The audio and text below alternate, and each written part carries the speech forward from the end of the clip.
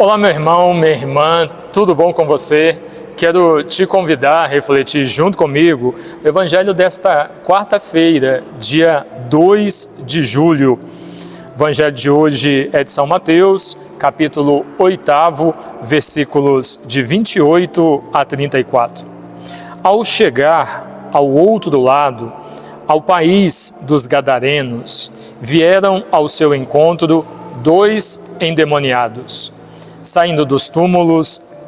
Dois endemoniados saindo dos túmulos.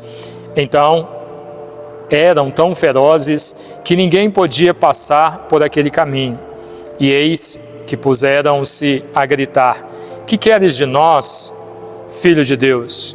Vieste aqui para nos atormentar antes do tempo? Ora, a certa distância deles, havia uma manada de porcos que pastavam. Os demônios lhe imploravam, dizendo: Se nos expulsas, manda-nos para a manada de porcos. Jesus lhe disse: Ide. Eles, saindo, foram para os porcos, e logo toda a manada se precipitou no mar, do alto de um precipício, e pereceu nas águas. Os que os apacentavam fugiram, e dirigindo-se à cidade, contaram tudo o que acontecera, inclusive o caso dos endemoniados. Diante disso, a cidade inteira saiu ao encontro de Jesus. Ao vê-lo, rogaram-lhe que se retirasse do seu território. Palavra da salvação. Glória a vós, Senhor. Queridos irmãos e irmãs, nessa narração de hoje, costumo dizer que é uma passagem muito triste, né? Por que triste?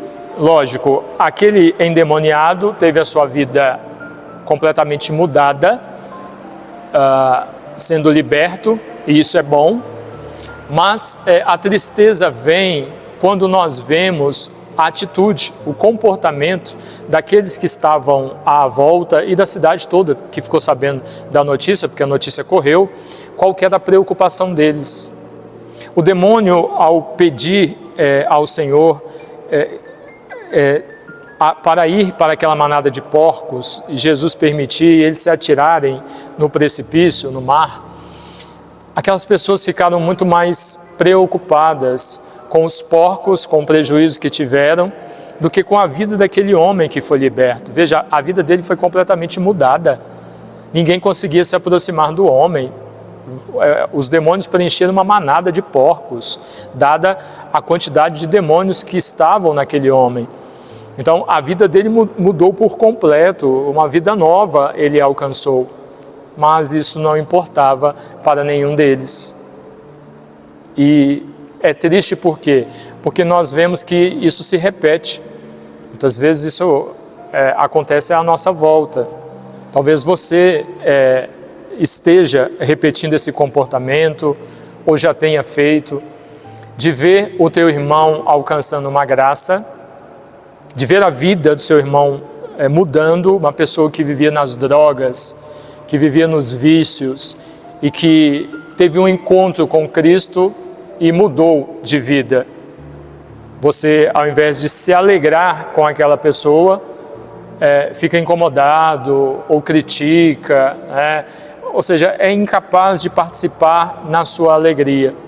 Nós muitas vezes repetimos esse comportamento também.